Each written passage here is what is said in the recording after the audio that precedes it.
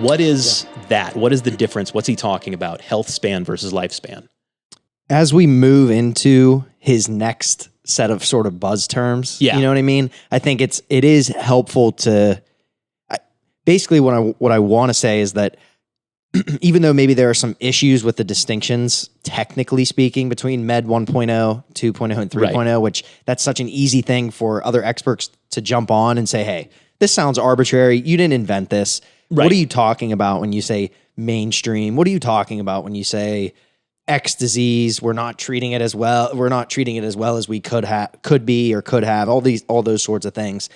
I don't think that, again, that he's trying to necessarily invent anything new with those, but I like that it gives him these easy connection points. It's easy to look at that and just say, okay, I know what this guy is about. I know now what his goal is in maybe some of his approaches. He doesn't have these off the wall longevity approaches that we see on social media. He's a pretty balanced guy. I think again, he does talk about some interventions that are not quite as black and white from an evidence-based perspective. Yeah.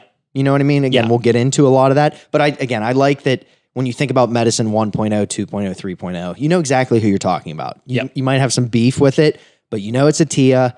You know it just kind of gives, the average listener a framework of where things were and, where things are going. Right. And so they're mental hooks that people who don't know a lot about this stuff can grab it and go, okay, I understand the concept. Mm-hmm. So exactly. It's a good communication tool. It is. And it's helped me to remember some of his bigger points. And will assuredly help you remember those bigger points if you decide to read the book. But the next set of sort of buzz terms he talks about, it's on his website, it's in the book here, health span versus lifespan. And so basically we're talking about lifespan is literally your chronological age. Yeah. So how long do you live? Your lifespan. Is it 70? Is it into your 80s? We know that on average, it looks like women live a little bit longer than males, according to his research in the book. Health span goes along with lifespan in that it talks about how long, not only how long you're living, but how long are you living well, as you put it. Yeah. So what is your quality of life as you move through? Is there a stark sort of drop off once you hit middle age?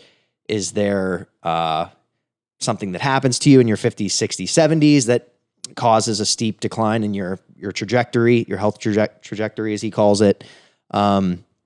This is one of those concepts that's very basic, not groundbreaking. Health span versus lifespan. It makes sense.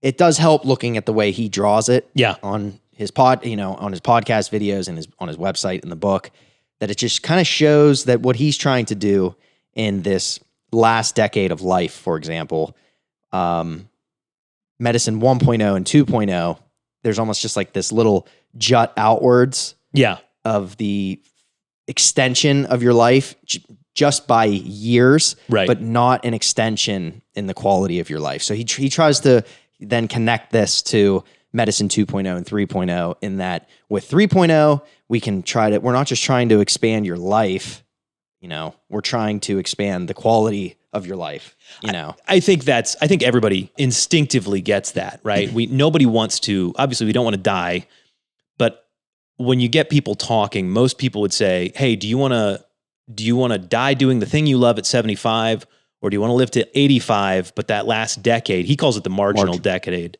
Do you want that last your last decade's going to be progressively losing your ability to move, your ability to enjoy life, your ability to remember things. You won't be able to drive for the last 5 years of your life. You're not going to be,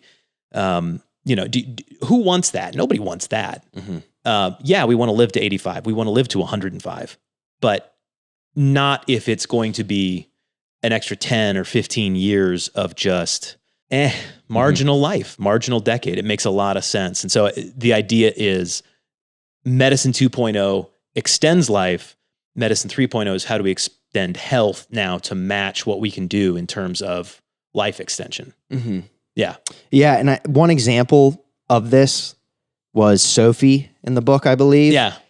It was one of his, excuse me, it was one of his friend's mothers who was very active throughout her life, known for gardening, always doing different things in the yard. Yep. Very vibrant, just seemingly physically had it all together.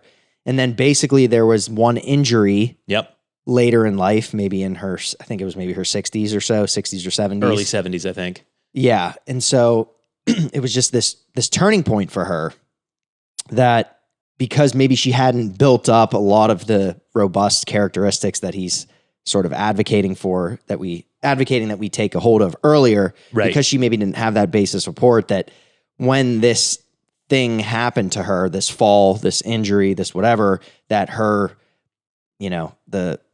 the marginal decade became much more apparent for her. The other medical conditions started snowballing rapidly. Mm-hmm. And yeah, and she didn't die right away, but her quality of life declined rapidly. Mm-hmm. Yeah. And so, okay, so wait, he said that he attended her funeral, and this brought about a bigger question to him, just that how could this happen so quickly? I cannot believe I'm here at this funeral when it seemed as though, basically this is something we can make a difference on. This shouldn't have been the straw to break the camel's back, so to speak. Yeah.